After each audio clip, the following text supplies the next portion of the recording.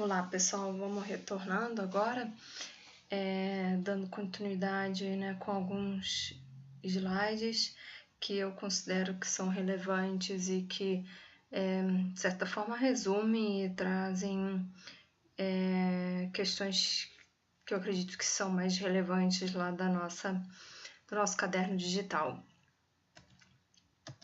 Bom, na outra aula a gente terminou com essa visualização do pêndulo, né, que destaca a regulação das relações sociais, né, ora o Estado, ora o mercado. E nesse sentido, né, a sociedade acaba tendo que responder a alguns questionamentos, né, e que são destacados aí pelas questões do ser liberal, né, ou do liberalismo, ou da corrente marxista, né. Bom, o liberalismo se configura como a menor intervenção do Estado na sociedade e, por outro lado, né, o marxismo se apresenta como uma maior intervenção do Estado na sociedade, né? Liberalismo, menor intervenção do Estado na sociedade, e marxismo, maior intervenção do Estado na sociedade. A matriz liberal, então, só para a gente aprofundar, discutir um pouquinho mais essas duas matrizes, né? A liberal fundamenta-se na corrente filosófica, especialmente aí dos séculos 17 e 18, né? Formando o alicerce, que se denominou e se discute ainda hoje com a denominação de liberalismo. Daí a gente tem autores aí fundamentais, né? Montesquieu, Locke, Hobbes, que trataram do direito público, dos fundamentos, da natureza do poder do Estado, né? Estabelecendo aí pela primeira vez na história uma definição bem nítida entre Estado e sociedade civil, entre a esfera pública e a esfera privada, né? Mas, no entanto, né, por se tratar de direitos humanos inalienáveis, a preservação da liberdade e da propriedade dos indivíduos seria considerada pelos liberais como primordial, essencial, fundamental de qualquer contrato social. Né? Ou seja, toda ameaça ou tentativa de usurpação desses direitos seria sempre espúria, né? Uma vez que contrariava exatamente a própria razão de existência do Estado. Né? Então, trazendo um pouquinho mais de detalhes para vocês, essa matriz, né, denominada liberal, destaca, né, a questão de que havia uma importância do livre mercado, né, das liberdades civis, e que isso dominava a história liberal do século IX, né, isso logo após a Revolução Francesa.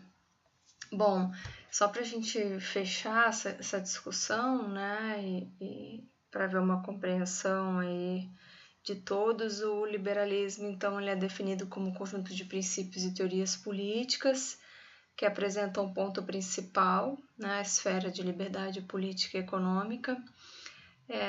Eu acho que nesse sentido é possível a gente compreender que os liberais, então, são contrários ao forte controle do Estado na economia e na vida das pessoas.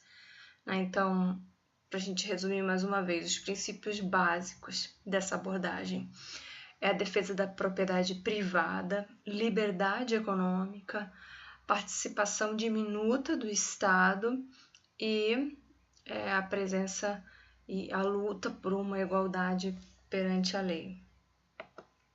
Bom, por outro lado, também é importante que a gente entenda essa concepção, a matriz marxista, né, calcada em Marx e Hegel,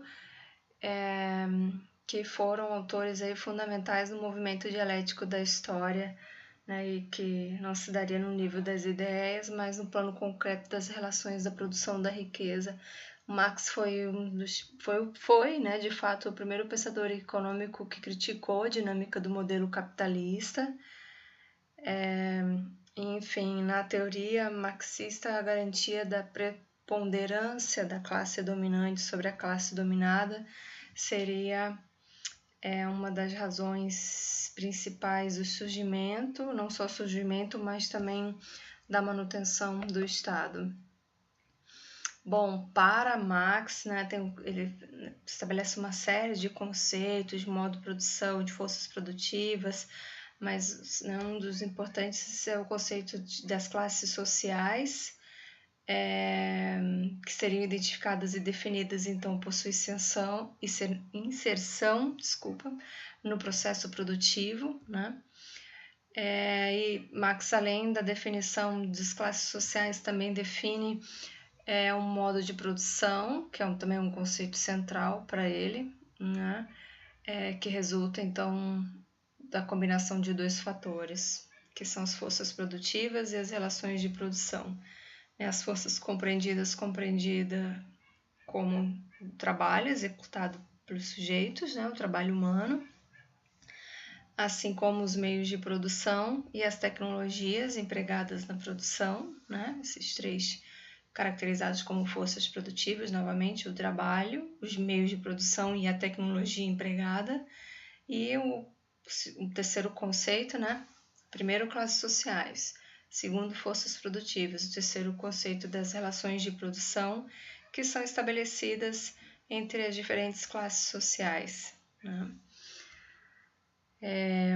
Mais adiante, né, Marx também destaca que a ideologia dominante em uma determinada sociedade seria também a ideologia da sua classe dominante, né? Ou seja, nada mais natural que nas sociedades capitalistas a ideologia dominante fosse a burguesa, sem sombra de dúvida. E Marx, ao examinar as relações materiais estabelecidas entre os homens na sociedade capitalista, ele destaca que essas relações são estabelecidas entre eles no próprio processo de produção industrial, né? Então, compreender os princípios de Marx sobre o funcionamento do capitalismo é relevante para que a gente possa entender como e por que ele chegou à conclusão de que o sistema capitalista é baseado na exploração do proletariado pela burguesia.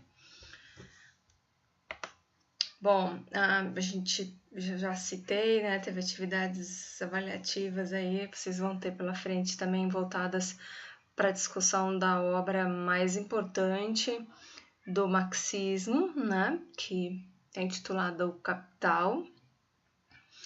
E nessa obra-prima, né, Marx discute sobretudo que a classe operária, organizada aí por meio de um partido revolucionário, deve destruir o Estado burguês e organizar um novo Estado capaz de acabar com a propriedade privada nos meios de produção.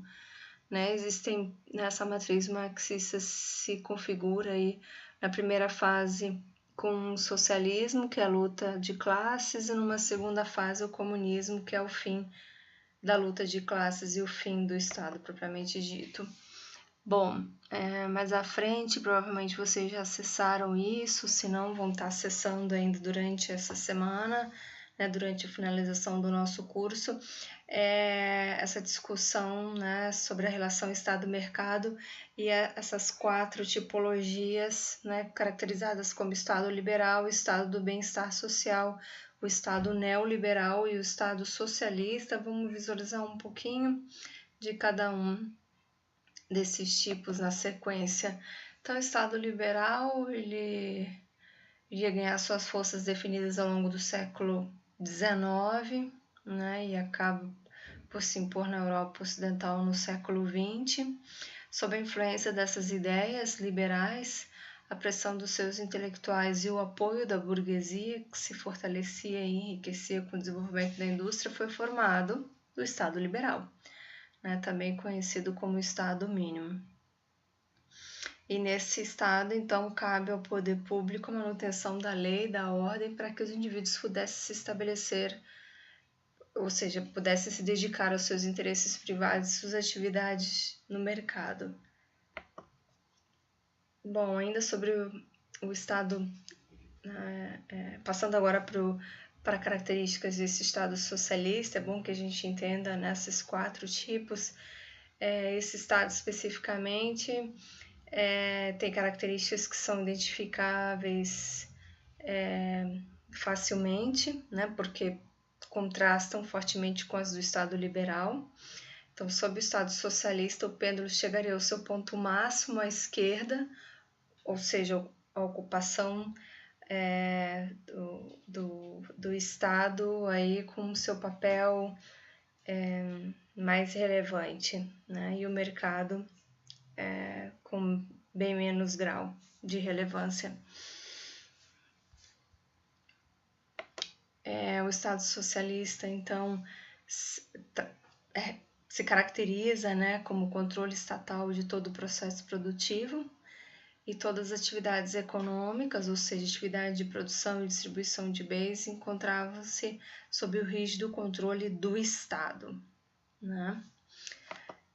Por outro lado, o estado de bem-estar social começa a ser desenvolvido no Ocidente após a crise ali de 1929, e a gente recebe e identifica esse estado de bem-estar social sob diversas nomenclaturas, tais como welfare state keynesiano, né, o estado de providência, o estado assistencial, o estado de bem-estar social. Talvez vocês possam ter escutado mais esse último nome. Né? Então, o estado de bem-estar social ele sucede o estado liberal, intervindo por meio de políticas públicas no mercado a fim de assegurar aos seus cidadãos um patamar mínimo de igualdade social, né? E um padrão mínimo de bem-estar. O estado de bem-estar social só se consolida, então, quando a cultura individualista que se tinha consolidado nas sociedades liberais e que via no Estado um mal necessário, né? E o estado de bem-estar social só pôde se implementar plenamente depois que a secular cultura de responsabilidade das classes ricas pelas mais pobres tivesse cedido lugar a uma outra. Ou seja, né, cedido lugar a uma perspectiva de que todos os indivíduos passassem a ser vistos como cidadãos iguais, né, independentes, responsáveis pelo seu próprio sustento e destino. Então, é uma lógica bem contraditória e de uma cultura individualista. E o Estado neoliberal, né, a última tipologia, é marcado por uma forte intervenção do Estado em praticamente todas as esferas da vida social, né? E nesse contexto ressurgiram com forças as ideias liberais, até então adormecidas, para reativar as economias e colocar novamente o mundo na rota do crescimento. O renascimento desse ideário, então, convencionou-se chamar de neoliberalismo. De uma forma geral, a globalização, então, foi invocada para afirmar que o mundo havia mudado e que não se poderia mais interpretar a realidade social e econômica e intervir nessas esferas da mesma forma como se tinha feito, né, até mais ou menos meados da década de 1970.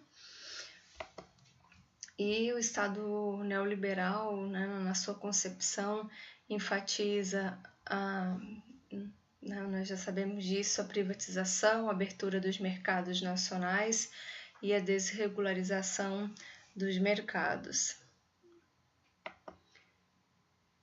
Bom, por último, para a gente finalizar, né, o caderno de estudos aprofunda essa questão, destacando que a globalização iria resultar da combinação entre a implementação das reformas neoliberais em escala mundial e as mudanças tecnológicas trazidas pela terceira revolução industrial, né?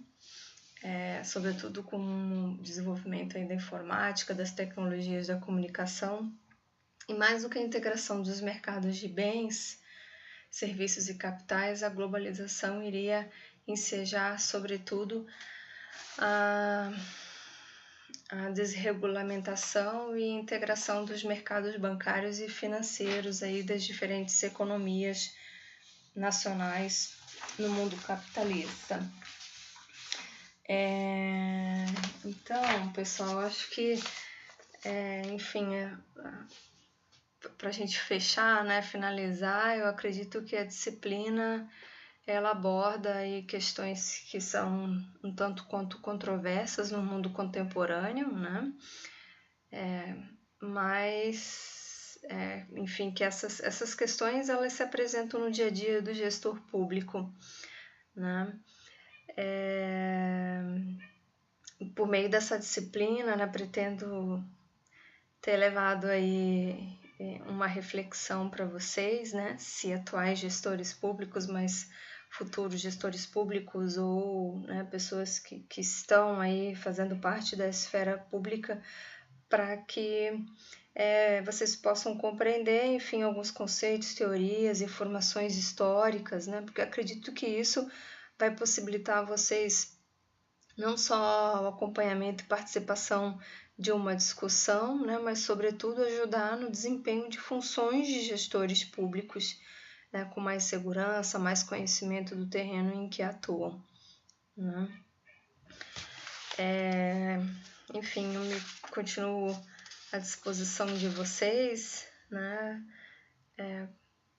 para sanar qualquer dúvida e espero, sinceramente, que os temas tratados nessa disciplina possam propiciar elementos para melhor conhecer o espaço em que atuam, identificando seus interlocutores, né, as demandas que lhes são feitas, os desafios que lhes são propostos, para poderem conscientemente, né, tomar decisões em um campo relevante e importante da nossa vida, né, que são as relações voltadas aí para o Estado. Certo, pessoal, bons estudos para vocês, desejo boa sorte, sucesso e a gente se continua o contato pela nossa sala de aula virtual. Um grande abraço, excelente final de semana para vocês. Até breve.